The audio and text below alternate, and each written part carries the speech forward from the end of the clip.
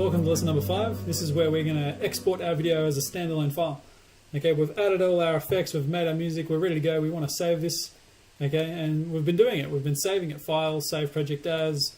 Okay, and there's lesson 1, for example, but you'll notice it's a .wlmp, which is a Windows Movie Maker project file. This is not a video. Okay, if you were to save this and then try and play it in like Media Player or VLC or something, it wouldn't work. Okay, and your first clue is the file size here, which is 9 KB, which is tiny. No video is that small.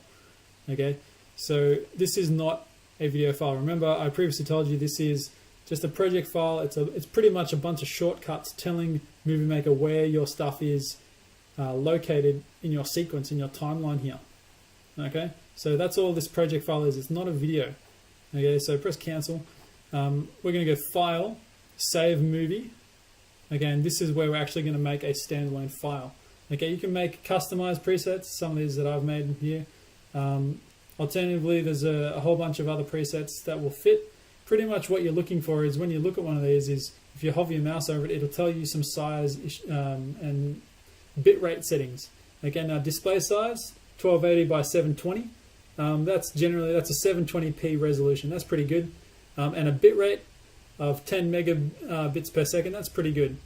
Okay, so estimated file size, about 70 megabytes per minute of video. Now that's fairly large.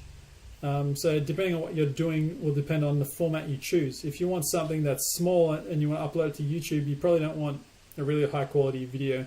Okay, unless you want people to be streaming those really large videos, which I guess it's up to you. Okay, now the way to know what size you should pick is really to just have a look at the settings of your original footage.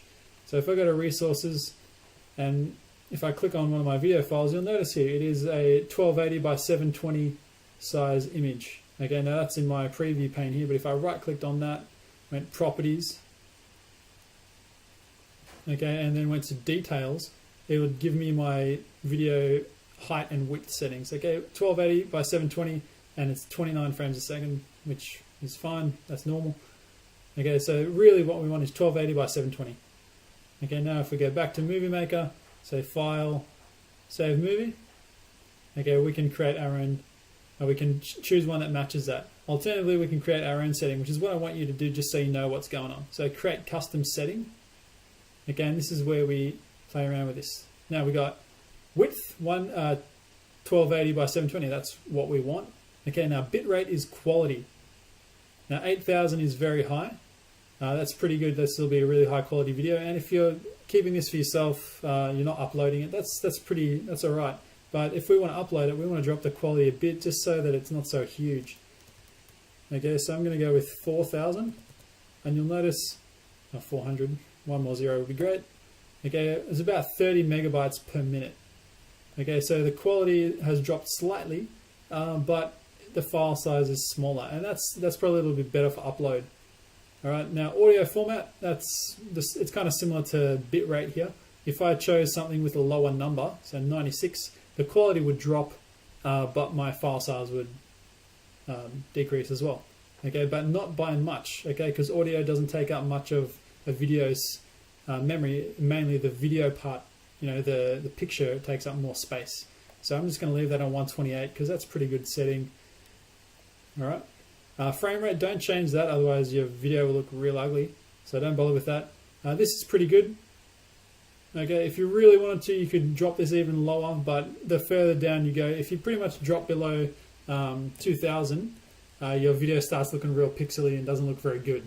Okay, so I would recommend about 4000. Don't go much higher than that at school just because we don't want to take up too much space and that kind of thing. Okay, now let's give a name to our custom setting, and you can call it whatever you want. I'm going to call it Bob's Settings, just because, I don't know, felt like it. Press save. Okay, and it'll ask you where to save to. I'm just going to put it to my video profiles. This is where I've saved a few of my previous ones. All right, and now press close. And now when you go File, Save Movie, we have our custom one that we made before, Bob's Settings. So click on the desktop.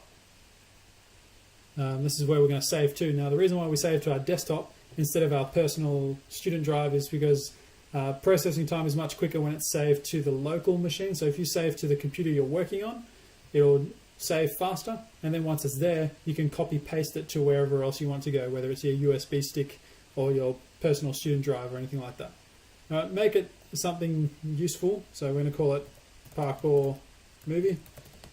Alright, and then we have file types down the bottom here. MP4 is a very common file type. That's pretty much everything you'll find on the internet. Everything's MP4. Okay, the other one is WMV, which is the file format that we had for all these other clips, but we're going to go with MP4 because everyone knows what that is. Okay, once you've got that and you're good to go, say save. This will take some time, but I'm just going to fast forward it now.